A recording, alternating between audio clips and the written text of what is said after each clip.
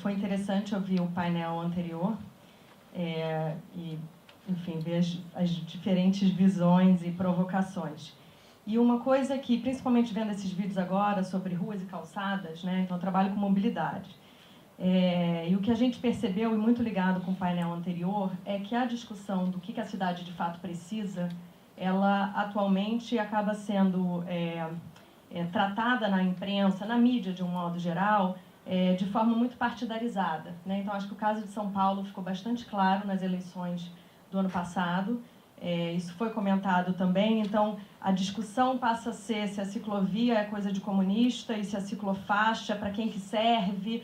Aí o Dória, a campanha acelera, que tudo bem, é relacionado com o desenvolvimento econômico, mas que, na verdade, tem um significado importante.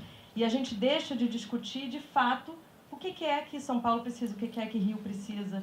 Né? Aqui a discussão toda do BRT, então, passa a ser o projeto do PAIS, e aí a gente perde o foco de entender o que é que a gente precisa, como é que a gente precisa, qual é a desigualdade territorial do que a gente tem atualmente, né? Então, como é que essa infraestrutura toda está distribuída no território, quem está perdendo. A gente polariza as visões e as soluções como consequência. E acho que isso acaba naturalmente retroalimentando também o próprio processo político, né? E a gente vê agora isso acontecendo bastante na gestão do Dória e, bom, não acontecendo tanto aqui na gestão do Crivella, porque ninguém sabe exatamente o que está acontecendo na gestão do Crivella, né? Mas o que não passa a ser só uma marca de gestão, né, entre administrações, passa a ser uma marca partidária e que gera muita dificuldade para a gente conseguir, de fato, uma continuidade de reflexão, de planejamento, de acúmulo, né, de coisas que já foram discutidas. Então, seria legal, talvez, ouvir um pouquinho de vocês, como é que vocês veem isso na imprensa, né? Como é que vocês veem a limitação dessa questão ideológica em torno das soluções para a cidade, ou usando mobilidade aqui como exemplo, mas a gente pode tratar de outros temas também. O papel relativo da imprensa hoje é muito menos importante. Né? Está dizendo assim, na fim da ditadura, início, lá, fim dos governos militares, a partir ali do Geisel e mesmo do Figueiredo, principalmente, a imprensa verbalizou uma agenda progressista na sociedade. Direitos de mulheres, homossexuais, negros, índios, floresta, tudo isso foi verbalizado pela imprensa. A imprensa conservadora, burguesa, aquelas coisas todas que é mesmo,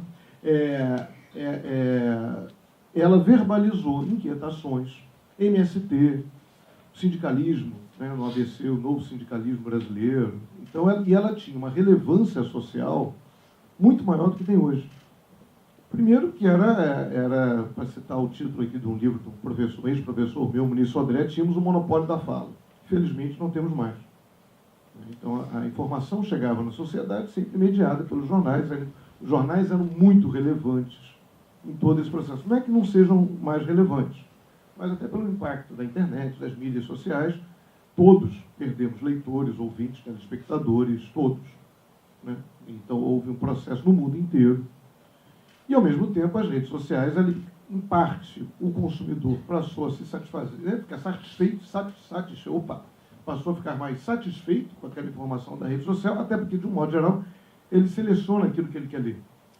Como eu digo sempre brincando, eu nunca vou seguir um perfil Mengão campeão, nunca vou seguir esse troço. Não tem a menor chance disso aparecer na minha timeline. Eu já fico preocupado, eu já demoro a aceitar o cara que vem com a camisa do Flamengo. Então você seleciona aquilo que você quer ver. Né? Você vai selecionando o que é péssimo para a sociedade. Então, bolsonaristas conversam com bolsonaristas, lulistas conversam com lulistas, dorianos, como é que seria? Dorianos? Conversam com dorianos e mais. Dóricos. Então, já é assim, mas, enfim, efetivamente, o papel hoje da imprensa é menor. Nesse aspecto desse diálogo, eu acho até que a imprensa teve um papel importante nessa percepção de cidade e propor soluções para as cidades. Talvez menos, até porque ela você tem uma imprensa geral, não dá para ficar discutindo muito, né? Não cabe nos jornais. Os jornais diminuíram muito. Os jornais, a quantidade de pessoas empregadas na imprensa, de modo geral, diminuiu muito. Então, você acaba correndo atrás daquilo que é o mais essencial. Você vai deixando de fazer pautas mais elaboradas por falta de gente, por falta de espaço, por falta de dinheiro. Uma coisa muito comum, estudante jornalista pergunta, qual a maior dificuldade que você tem? Censura interna? Eu falei, não, cara, é falta de dinheiro. Falta de dinheiro para pegar um repórter, um fotógrafo, no caso do jornal, mandar o sujeito ficar 20 dias na Amazônia fazendo uma pauta. Né? Isso custa dinheiro. Na recente campanha eleitoral do Rio de Janeiro, nenhum jornal, ou do Rio, ou fora do Rio, fez o óbvio, que era mandar um repórter para a África do Sul, ver como é que era a atuação do bispo Marcelo Crivella lá na África do Sul, que foi extremamente polêmica. Extremamente. Muito polêmica, assim. De outras associações evangélicas, de outras denominações, fazendo protestos contra a Igreja Universal. Mas nenhum jornal se animou a gastar 15 mil reais para mandar um sujeito para lá fazer essa matéria. Então, isso é uma questão relevante. Então, a questão econômica, que esmaga, né, os veículos, é uma questão muito séria. Isso é um problema. Agora, eu acho que algumas pautas relevantes foram trazidas, né, pela imprensa. Eu acho que a imprensa, o que está acontecendo, eu acho, é uma distância maior entre essas pautas e uma percepção popular, uma percepção da população. E é também um problema da imprensa, vou contar aqui uma vez um desabafo, foi do Eduardo Paes, quando eu fazia uma coluna lá no Dia, no Fórum do Dia, de vez em quando eu ia conversar com ele e tal, aí ele disse assim, chamei um repórter do Globo aqui, mostrei plano de investimento na cidade, não sei quando, não sei o que, vão trocar não sei o que na Zona Norte, Zona Oeste, Parque de Madureira. E qual foi a capa? A reformulação do gradil do Jardim de Alá. Então, porque isso, o cara pensa, leitor da Zona Sul do Rio, você tem, é onde a maior parte circula, é onde a maior parte dos leitores daquele jornal circula.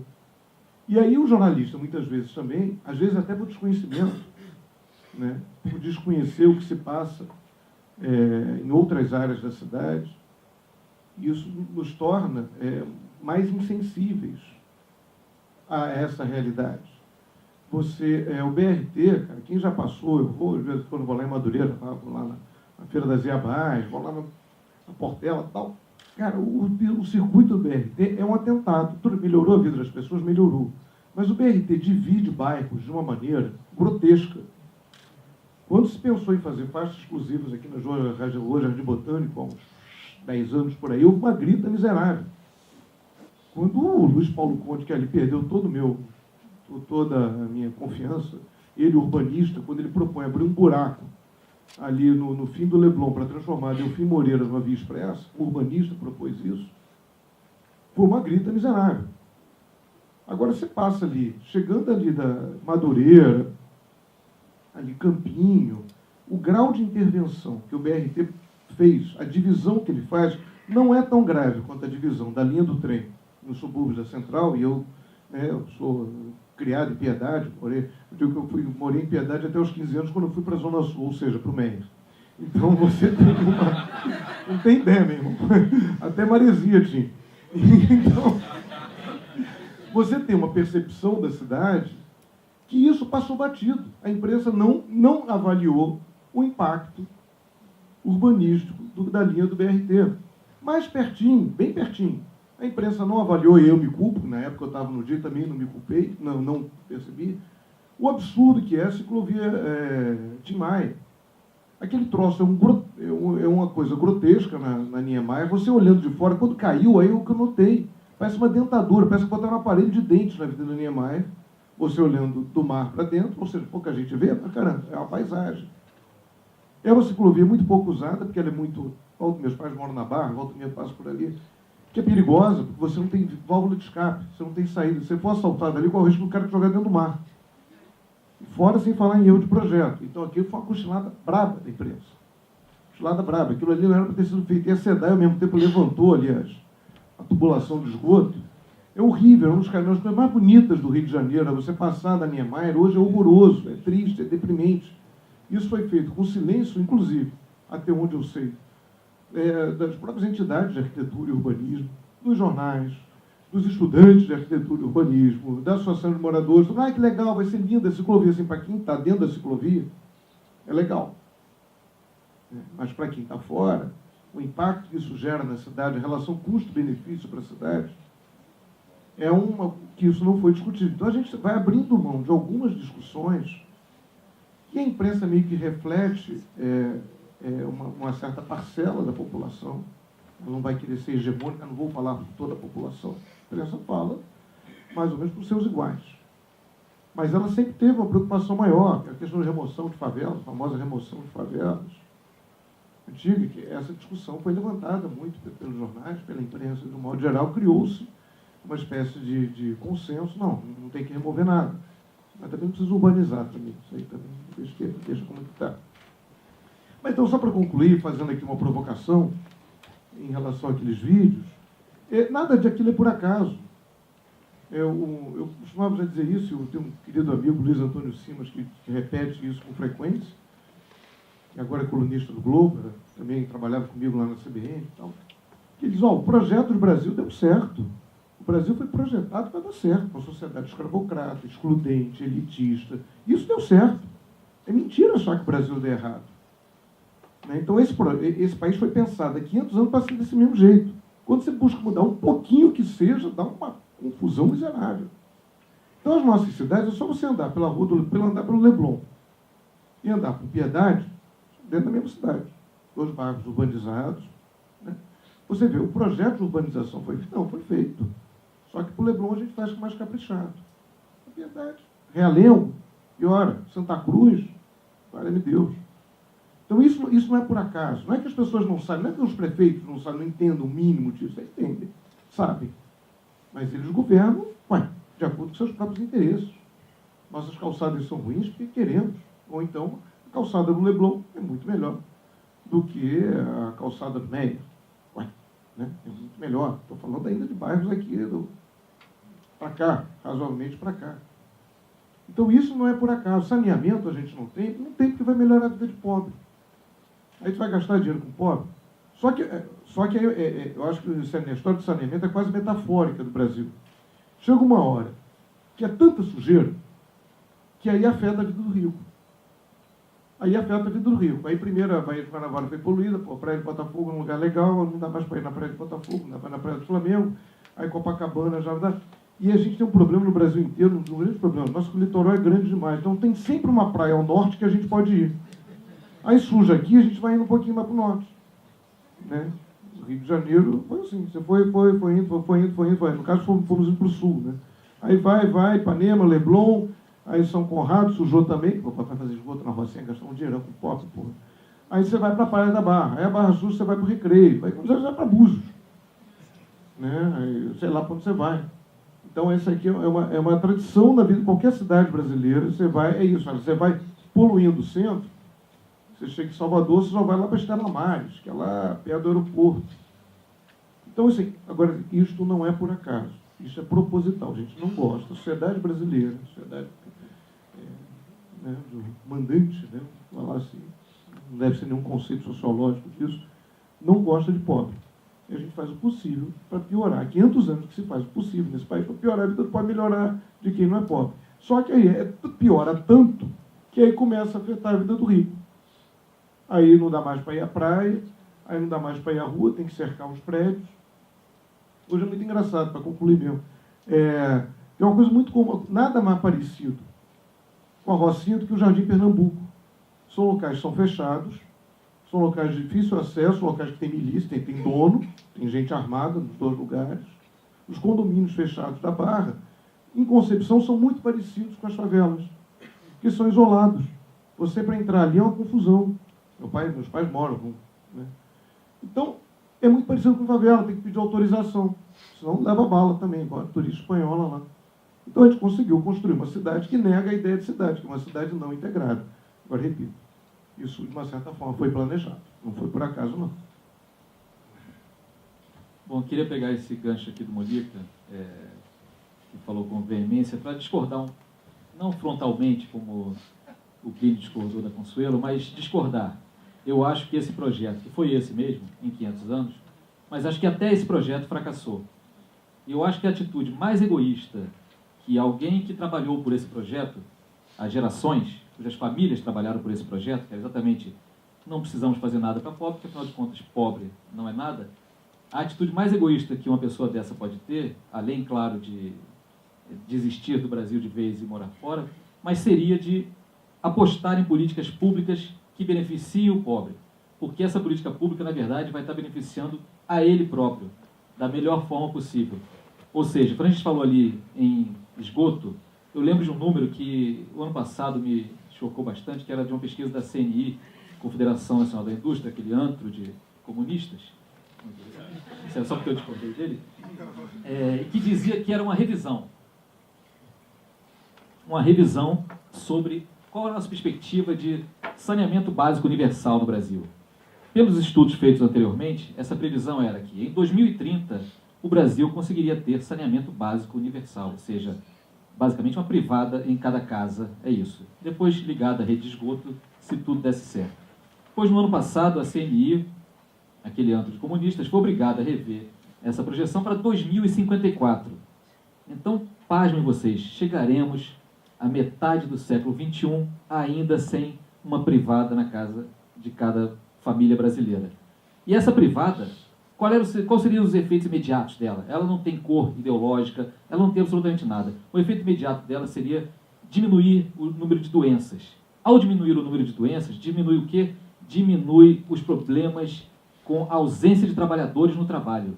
Ao diminuir a ausência de trabalhadores no trabalho, aumenta, por conseguinte, a produtividade desse trabalhador. A produtividade aumentando, e se isso fosse acompanhado de um investimento mínimo que fosse em educação pública, também nesse país, melhoraria também a produtividade. Quem é que tem a ganhar com esse aumento da produtividade, se não os donos dos meios de produção que estão ali com aquele trabalhador mais saudável, menos doente, menos ausente. Então, mesmo pensando nesse projeto feito para não cuidar daqueles que não precisam, entre muitas aspas, o maior beneficiário não seria aquele, seria quem sempre se beneficiou desse país. E é nesse contexto que eu vejo toda a discussão sobre a ocupação das cidades no Brasil e como que essa narrativa, para usar uma palavra da moda, ela é ou não apropriada pelos órgãos, pelos meios de comunicação. Lembrando que na Globo News a gente tem sorte de ter um programa ali levado com galhardia à frente pelo André Trigueiro, que é um militante dessa causa, que chama-se Cidades e Soluções, onde ele faz questão de buscar cidades com soluções, não planos, não coisas que estejam na mente das pessoas, nem wishful thinking, nem orações ou simpatias. Projetos, de fato, que já estejam em andamento. E é impressionante que o programa já está no ar há mais de 10 anos e tem projeto em andamento há mais de 10 anos que podem ser exemplificados por esse país inteiro. Um país que, vamos lembrar também um número recente que saiu do IBGE, onde 84%, não chega a 90%, mas 84,3% da população vivem em 0,63% do território. Essas são as cidades, esses são os nossos problemas e esses são também as nossas soluções. Aonde entra a narrativa nessa história? Entra naquilo que a gente normaliza. Como a gente normaliza sair de casa e achar normal que tenha pedinte no sinal, ou que a gente acha normal que a moça que faz a limpeza na sua casa demora 3 horas para chegar lá e depois mais 3 horas para ir, porque afinal de contas é assim mesmo, né? E a imprensa também tem esses vícios, e até como privilegia aqui ali o gradil do Jardim de Alá, ela privilegia também histórias que possam ser mais escandalosas ou que possam envolver pessoas famosas e esquece muitas vezes de se chocar com o que é para se chocar. Por exemplo, por que temos que normalizar em pleno século XXI que o Brasil é o país das favelas? E aí eu concordo com o Consuelo, esse negócio de chamar de comunidade, por mais que seja algo que para quem nelas vive soe até bem, chamar de favela diz mais do que estamos tratando, né? O Brasil não pode achar normal ser o país das favelas. E as favelas fazem parte da cidade. A Rocinha não é um mundo à parte, a Rocinha faz parte de São Conrado e faz parte da Gávea. Eu moro na Gávea, logo eu moro também um pouquinho na Rocinha, que eu moro lá em cima da Gávea, já no Baixo Rocinha. Do outro lado, as pessoas moram em São Conrado, mas a gente tem mania, e a imprensa com grande facilidade trata isso como se fosse, de fato, mundos absolutamente opostos ou diversos, quando são a mesma coisa. A solução da Zona Sul do Rio de Janeiro, é óbvio que ela tem que passar pela Rocinha, enquanto nós, moradores da Zona Sul, ou nós, jornalistas, não entendermos isso, não estaremos entendendo nada. E aí eu aproveito, só para também não ficar falando demais, lembro de uma entrevista que fiz tempos atrás com 2 participantes do Arquifuturo, na edição em São Paulo.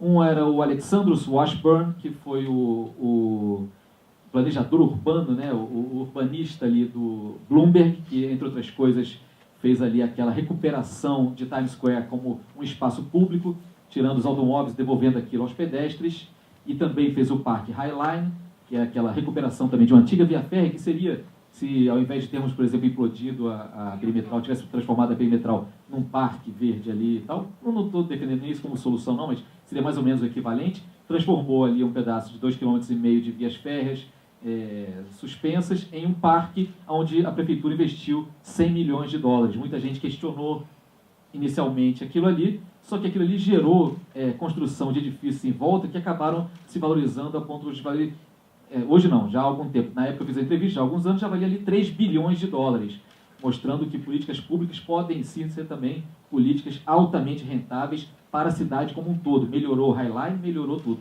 Isso só foi possível graças à audiência pública, onde 2 cidadãos de Nova York levantaram a questão: por que, ao invés de implodir, a gente não transforma aquilo num parque? E aí deu-se isso.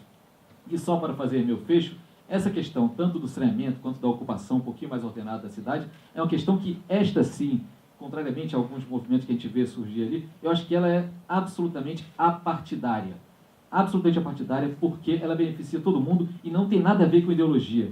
Ter uma privada na casa de cada família brasileira não tem nada a ver se essa privada depois será pintada de vermelho, de azul, de verde amarelo, de verde oliva. É apenas uma privada na casa de cada brasileiro. Lá na frente, quando tivermos essas privadas, a gente discute. E eu acho que é nesse ponto que nós, enquanto cidadãos, que temos que recuperar o debate público, porque nós somos os públicos, nós somos os cidadãos e nós somos também os consumidores. E não sempre ao contrário. Não primeiro os consumidores, para depois ser eventualmente o público, eventualmente o cidadão, eventualmente o eleitor.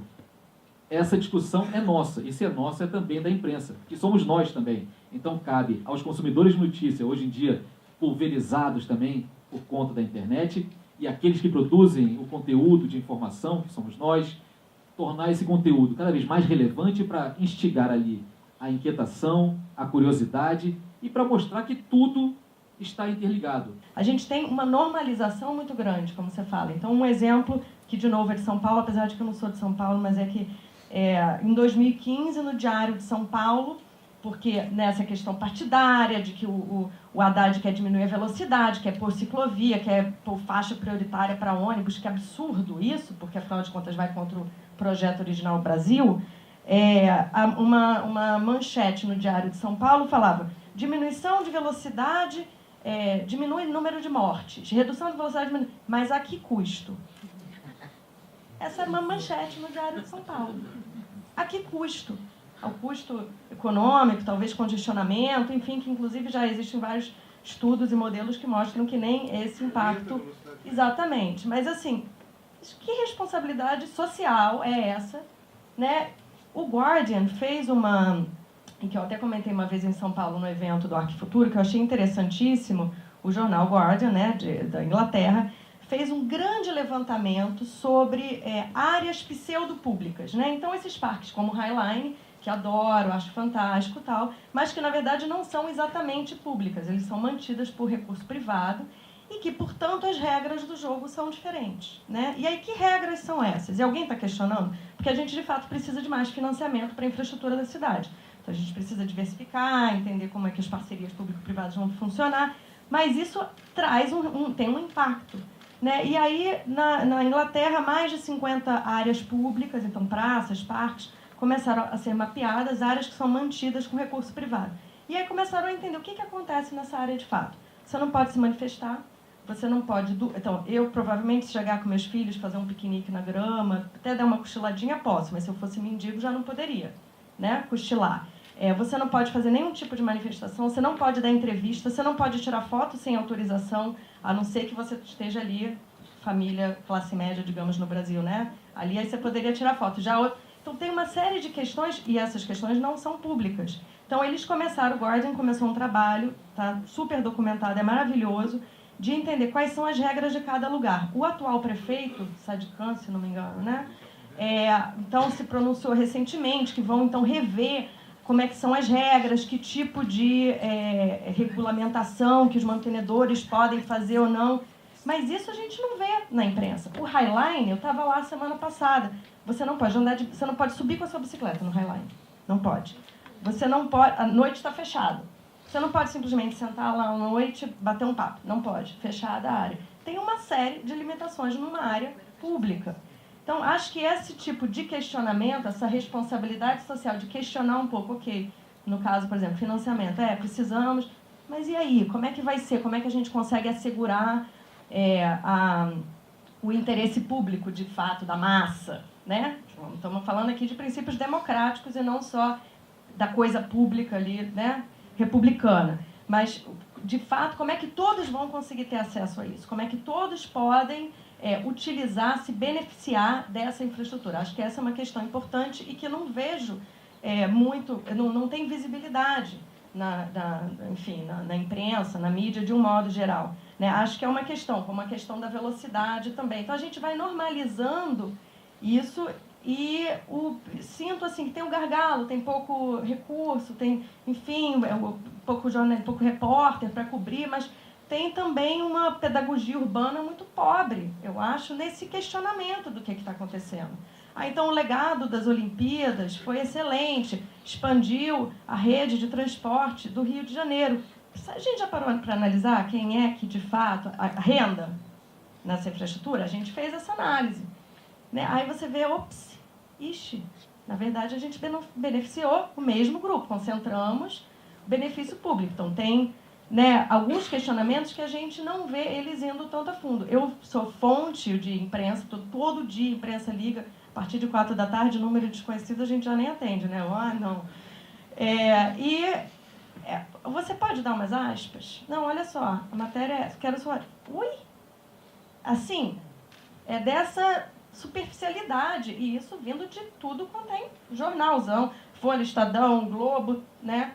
Então, é um pouco chocante, porque eu acho que o jornalista ainda tem, sim, um papel, uma função, né, de trazer a informação para a mesa, de dar visibilidade para dados, da gente territorializar as discussões. A gente não territorializa o suficiente. Nada, né, provavelmente. E eu fico pensando assim, que gargalo é esse que a gente tem? Porque não é só quem é o mandante, né, que define o que é o que não é. Acho que a gente até tem uma pluralidade, aí, várias possibilidades, inclusive porque as redes nos proporcionam para a gente cobrir de forma diferente, para dar mais voz para, enfim, para grupos diferentes. Acho que o jornalismo investigativo seria assim, né? Por que a gente não tem mais agências públicas? Eu acho, tudo bem, tem uma questão de recurso, mas acho que tem algo aí que pode ser feito para que a gente tenha uma imagem de cidade sendo discutida, uma cidade sendo discutida com imagens mais plurais e com mais questionamento e investigação. Então, era um pouco isso que eu estava querendo trazer aqui, porque na época das eleições do ano passado foi bastante simplificada a discussão sobre mobilidade. Rio, São Paulo, Brasília, Recife, todas as cidades onde a gente estava, paupérrima a discussão. Sem dúvida, a Globo News é um dos canais que faz reportagem em cidade. Acho que a gente nem chamou Cidade das Soluções, porque é muito óbvio ter o Cidade das Soluções do trabalho que o André já faz aqui.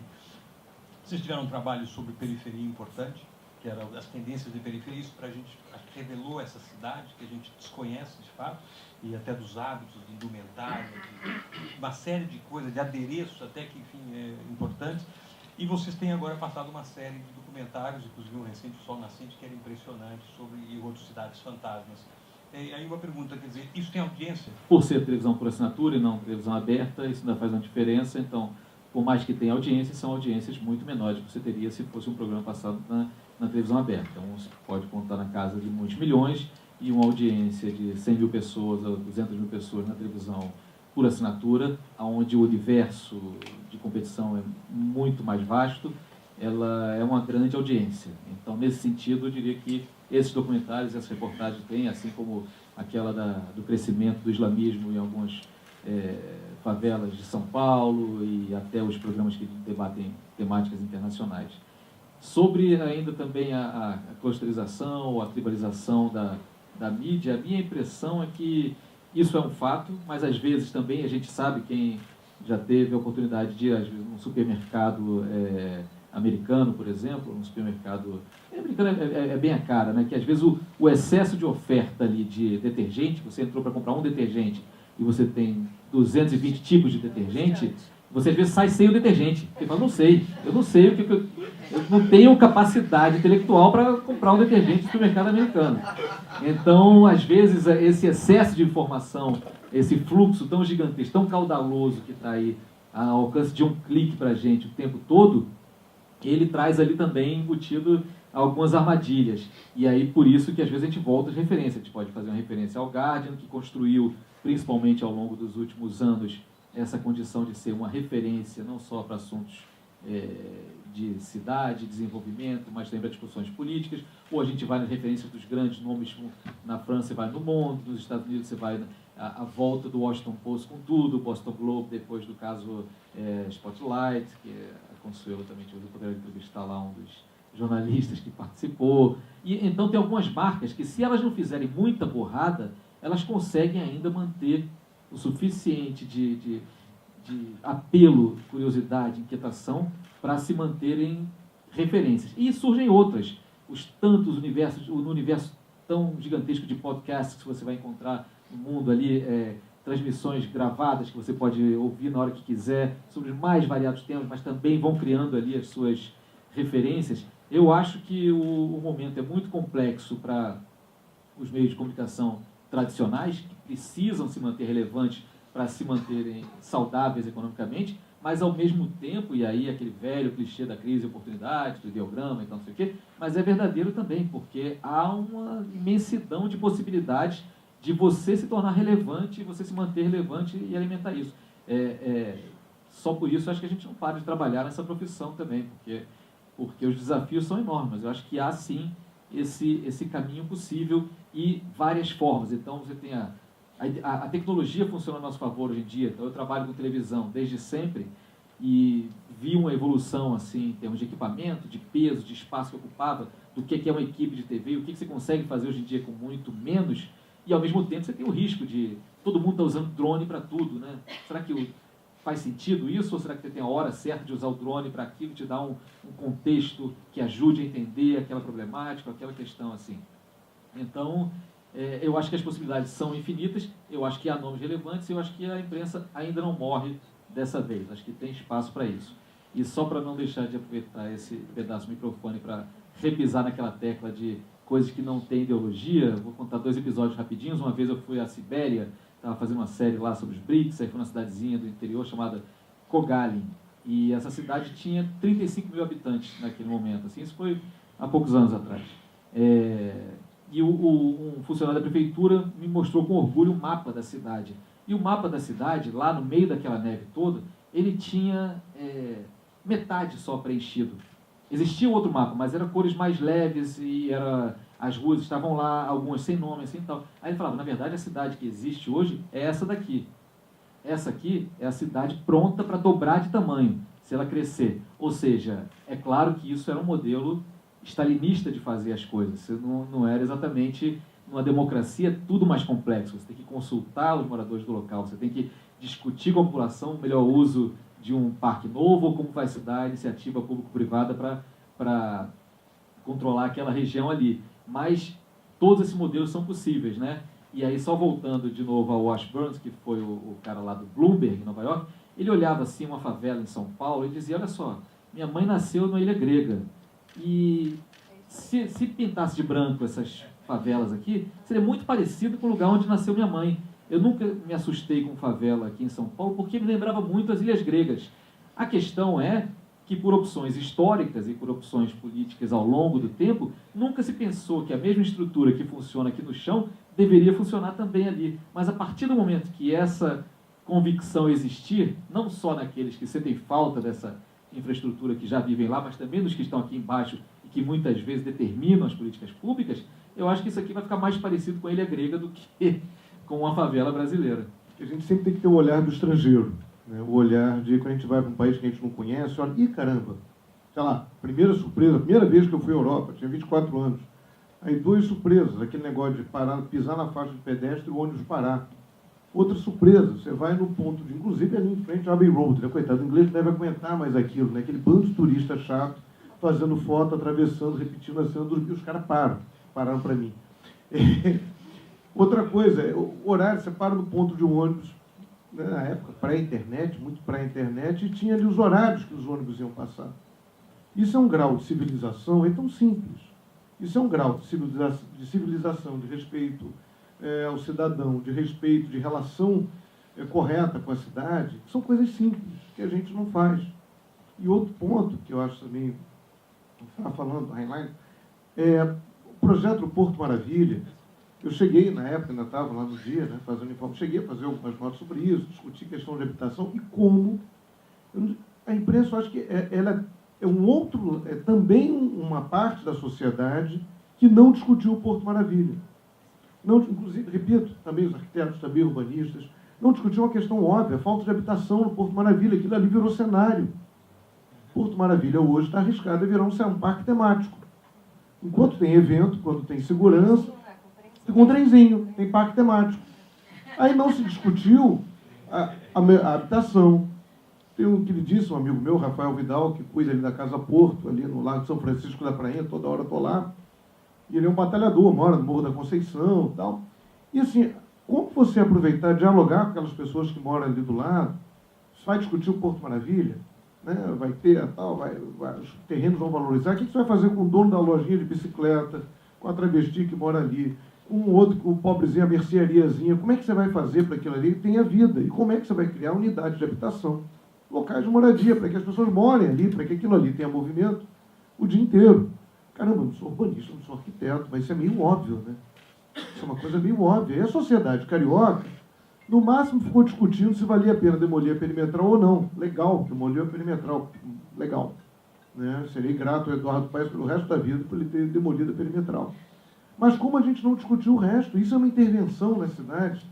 Semana passada, eu estava lá na CBN, a gente tratou de um negócio, agora, em tese é PPP, não era para ter dinheiro público nisso. A prefeitura, agora o Paes tentou recomprar as CEPACs, aqueles certificados, né, que davam direito à área de construção, aumentar a construção. Aí a Câmara impediu em dezembro, e agora o Crivella conseguiu aprovar uma lei que dá direito a aumentar 200 milhões de reais. Você falou em 100 milhões da Heinlein, pois é, 200 milhões de reais, mais da metade, para jogar dinheiro na SEDURP, que vai botar dinheiro na concessionária, porque como as CEPACs não deram lucro, as próprias CEPACs tem que ter estátua lá para Eduardo Cunha e Moreira Franco. Né? O Porto Maravilha existe graças a uma negociata que criou o tal Fundo de Investimento do FGTS. Então, obrigado, Eduardo Cunha, é legal, podia tirar uns 5 anos de cadeia para ele por conta disso. Mas só existe por causa de uma negociata, que, de um modo geral, a sociedade carioca não discutiu. Vem cá, como é que é esse negócio de fundo de investimento do FGTS? Que parada é essa? Aí a Caixa comprou os papéis, leilão da CEPAC, comprou, como micou, veio a crise, aí micou, os papéis micaram, aí a Caixa Econômica diz agora que não vai botar mais dinheiro no Porto. Por isso, o Globo ontem, hoje, deu matéria mostrando que está quebrado, aí a Prefeitura vai pegar 200 milhões. A Prefeitura vai pegar 200 milhões em empréstimos na Caixa Econômica Federal para botar no Porto. Isso eu lembro que a gente chegou a falar disso na semana retrasada na CBN, no dia seguinte o Globo deu uma matéria, mas parou por aí. Caramba, isso é para ser PPP, é para ser dinheiro privado. Tem 200 milhões com a cidade que não está conseguindo comprar remédio para o hospital. Esse dinheiro vai lá para fazer algo que a iniciativa privada tinha que se virar para fazer, porque são as empreiteiras da concessionária, Odebrecht, Carioca Engenharias, 3 ou 4 grandes empreiteiras. E essa discussão está passando batida. Isso é muito grave, por toda a sociedade carioca, inclusive pela imprensa, mas inclusive as entidades que deviam estar no Ministério Público, volto a falar, IAB, OAB, tudo de B aí, nem está deixando passar batido, como se fosse a coisa mais normal do mundo. Não é. Isso é uma maluquice. Eu acho interessante esse ponto, até acho que há 2 grandes equívocos, assim, destacando para pontuar a questão, sem dúvida, da moradia no Centro Olímpico, né? Fazer a moradia, né? Toda a parte lá no outro extremo da cidade, não fazer lá. E faça justiça, o Sérgio Magalhães, na altura, presidente do IAB, foi uma voz retumbante, implacável, e sem produzir o resultado. E é isso, se produziu, talvez esse é um dos grandes equívocos do urbanismo recente, no século XXI, fazer isso é inaceitável. E nós tivemos em São Paulo uma situação semelhante. Nós tivemos no plano diretor de São Paulo uma favela homologada e a criação de um projeto de moradia, de habitação social do Minha Casa Minha Vida na Manancial de São Paulo. Isso no plano diretor de São Paulo. Quer dizer, uma coisa que até a esquerda mais radical disse: Manancial não pode, nós estamos no meio de uma crise de água.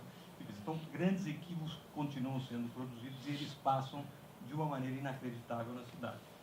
Sem contar que nós temos de gastar 400 milhões no quarto estado em São Paulo, porque ele também não fecha a conta, é semelhante a questão. Então, isso continua se produzindo, essa sucessão de equívocos urbanísticos no século XXI, e talvez aí eu vou resgatar aqui um pouco o que o Plínio polemicamente colocou, mas enfim, talvez são uma produção de uma sociedade que também está um pouco indiferente, talvez ela está um pouco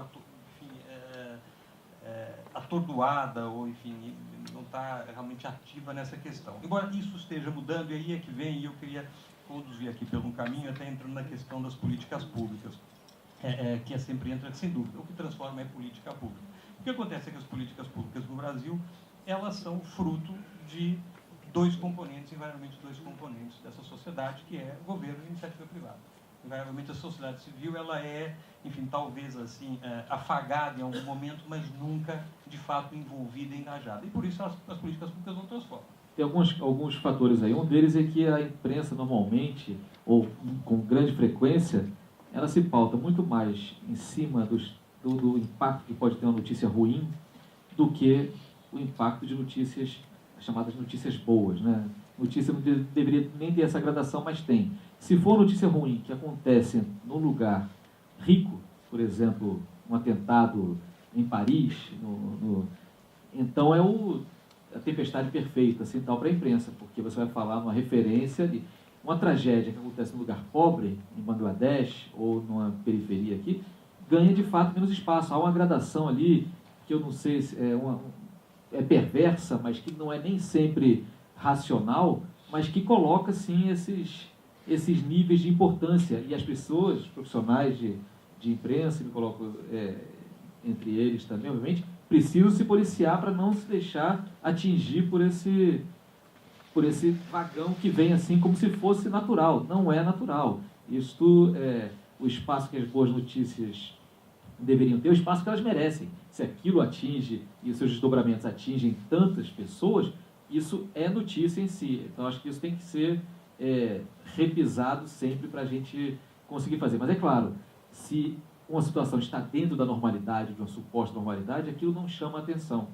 Quando essa normalidade ela é quebrada, aquilo chama atenção, daí que começa esse ciclo.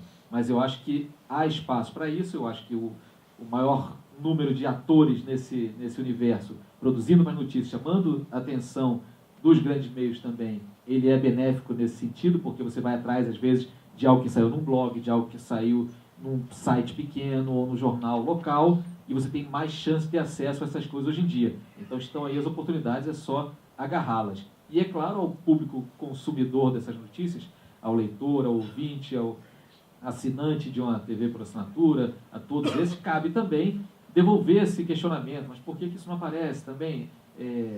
E finalmente, todas as coisas que levam a mais discussão, ou seja, a mais democracia, elas dão mais trabalho. É assim que eu entendo hoje em dia esses clamores pela volta da ditadura, por exemplo. Ditadura é muito simples. O cara falou que mesmo se não for, pois é uma ditadura. Então é mais simples, você não precisa pensar, se é preto mesmo, se é verde, mas é preto.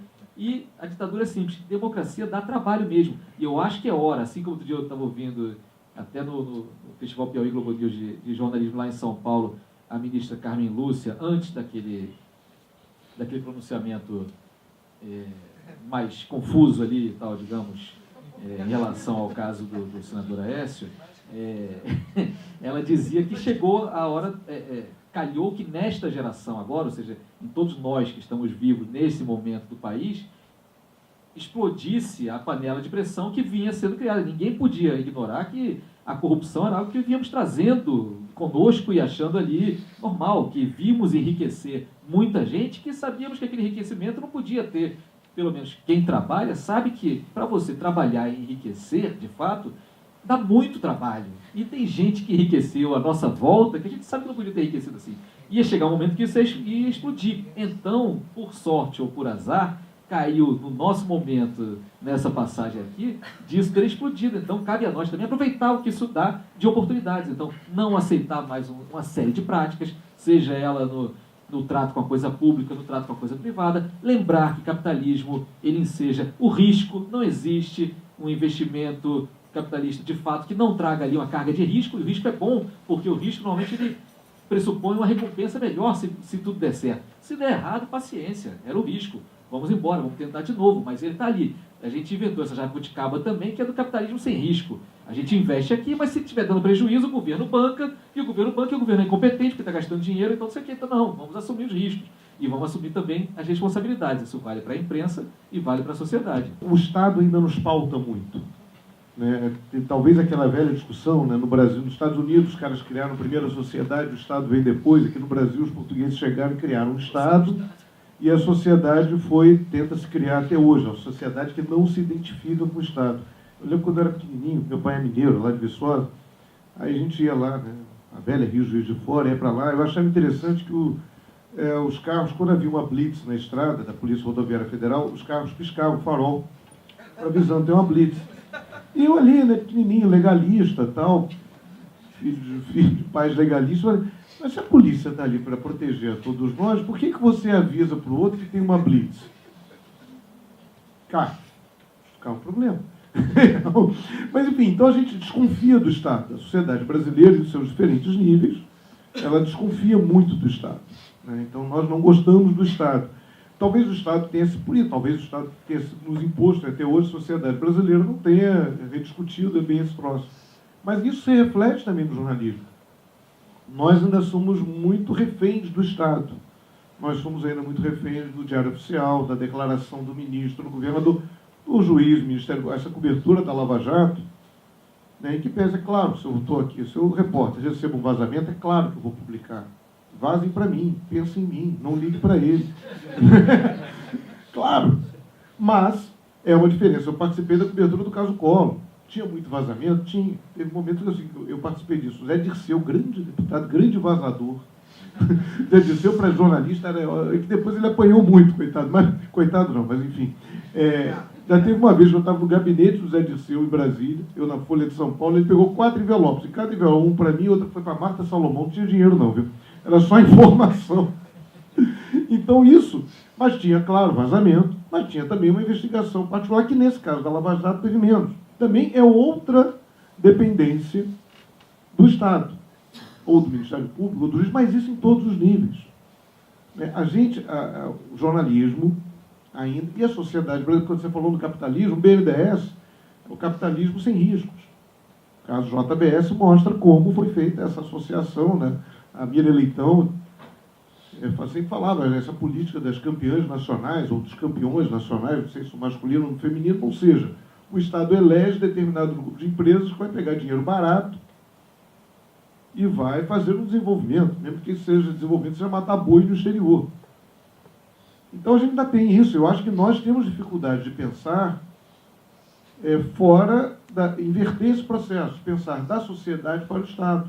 Há casos que dão certo. Caso Amarildo, o pedreiro, auxiliar de pedreiro Amarildo da Rocinha, seria mais um caso de vítima de violência policial, que ia ficar morrendo. Só que aconteceu naquele momento das manifestações, naquele momento de grande mobilização, nem vamos discutir isso, que é uma longa outra discussão, e alguém pegou esse troço, tinha aquele movimento lá de mídia ativistas, né, que tal, de repente alguém falou, mataram o pobre aqui na Rocinha, tudo indica, foi a polícia que matou, cadê o Amarildo? Isso criou, naquele momento de questionamento, inclusive da própria imprensa, né, muitos colegas apanharam, meu filho, que agora voltou a trabalhar na Globo News, na época era repórter, nos apanhou no meio da rua de manifestantes. Ele foi democrático, ele apanhou de polícia e de manifestantes. Eles chamavam que ele apanhava de todo lado, foi democrático. Mas naquele momento aí criou-se o caso Amarildo.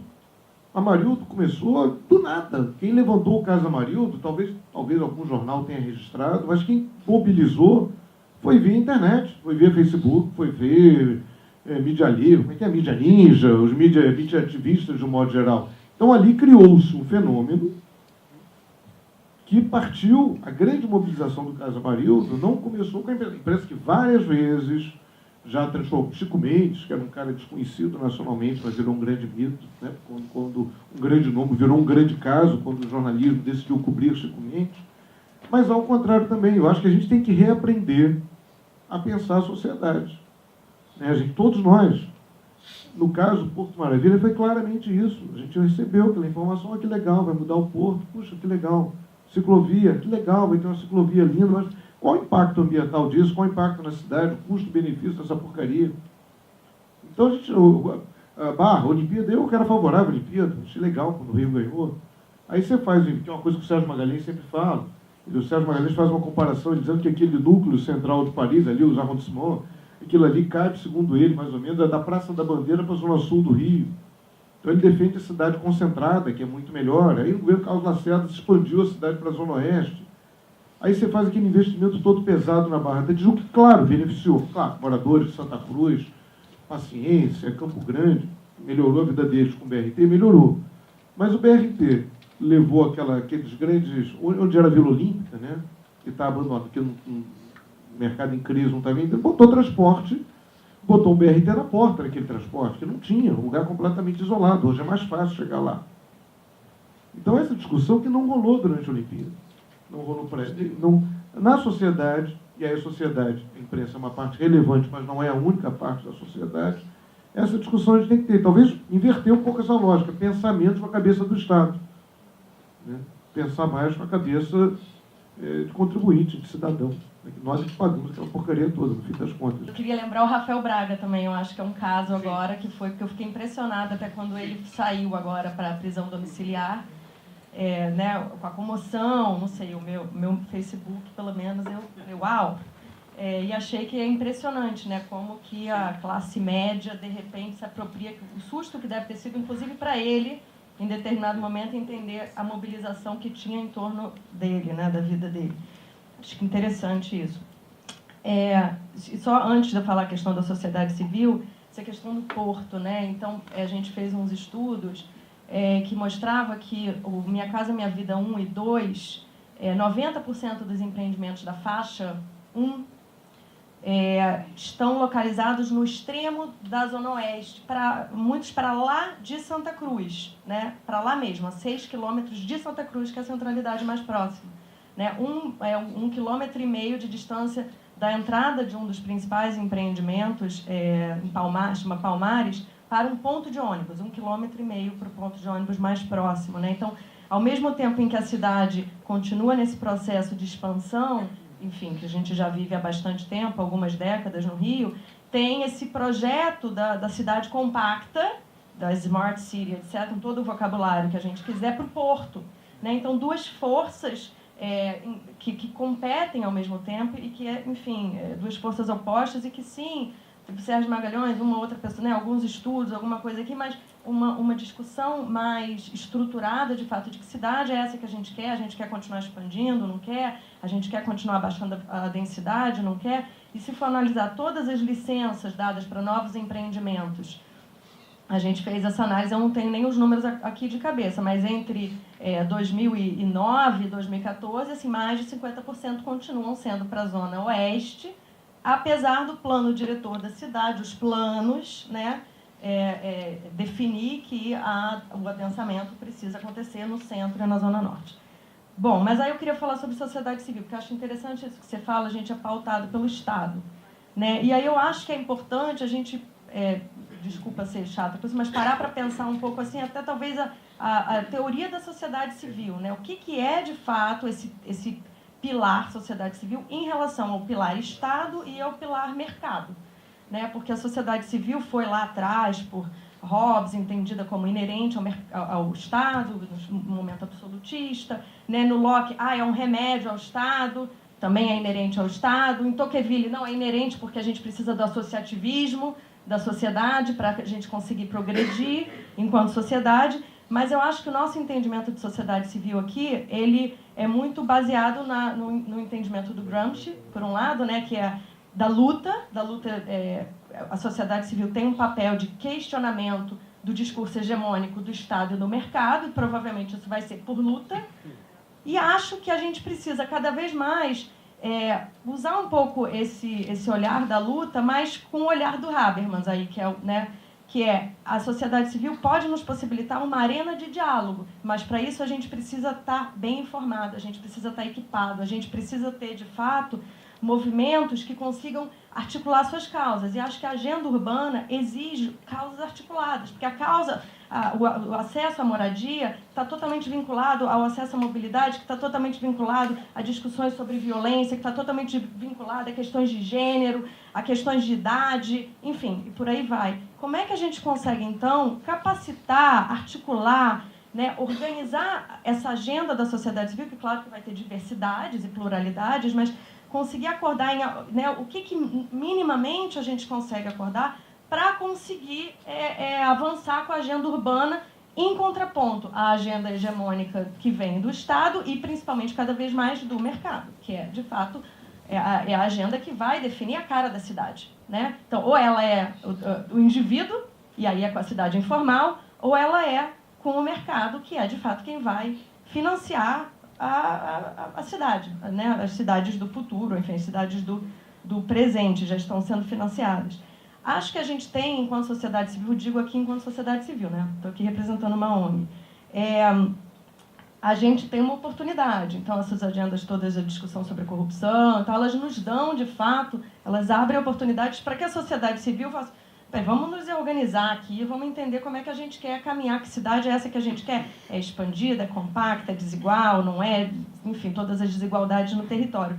Mas a gente também tem um grande desafio, que é uma agenda absolutamente conservadora no mundo, né? No Brasil, enfim, na cidade, né? E como é que a gente vai conseguir... e a gente está vendo o que está acontecendo no Porto, a gente está vendo o que está acontecendo com todas as... eu também sou, enfim, todo mundo ali amigo do Rafael, né? Vidal, né? Eu acho que todos nós conhecemos bem o Rafael Vidal. E entendendo, assim, como é que essa agenda conservadora, ela vai emperrar a nossa agenda urbana, essa agenda urbana talvez um pouco utópica, mas real, de fato ressignificar o que já existe na cidade, o que tem de bom na cidade. Acho que as comunidades ou favelas nos oferecem várias oportunidades, né? E a gente precisa, de fato, olhar para essas áreas e pensar o que aqui a gente consegue potencializar e consegue fortalecer e consegue quebrar essas paredes, esses muros que a gente, infelizmente, ainda tem. Mas a gente precisa de uma articulação maior das organizações da sociedade civil, dos movimentos, organizados ou não, institucionalizados ou não, né? E acho que precisa também de uma capacitação em comunicação da sociedade civil, que não tem. As organizações da sociedade civil não têm nem dinheiro para ter funcionários de comunicação. Estou dizendo aqui, posso falar de carteirinha. Há 15 anos eu trabalho com ONG.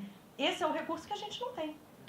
Para ter profissional de comunicação, profissional trabalhando com imprensa e tal, tem muito pouco. Então, a gente também precisa se comunicar melhor para conseguir mobilizar a sociedade de um modo geral e as pessoas que não estão diretamente ligadas com a causa ou com uma organização, mas que também querem viver na cidade, que é a cidade que você mostrou, né? A gente continua querendo ser urbano porque a cidade é um lugar interessante de se estar, então precisa funcionar para todos. Então, acho que a gente, enquanto sociedade, precisa se fortalecer. Enquanto sociedade civil, se fortalecer, porque, sim, o que vem do mercador ou do príncipe, né, Estado e mercado, não vai necessariamente ser políticas redistributivas ou que olhem o marginalizado ou que tenham necessariamente a massa enquanto sujeito, enquanto objeto ali.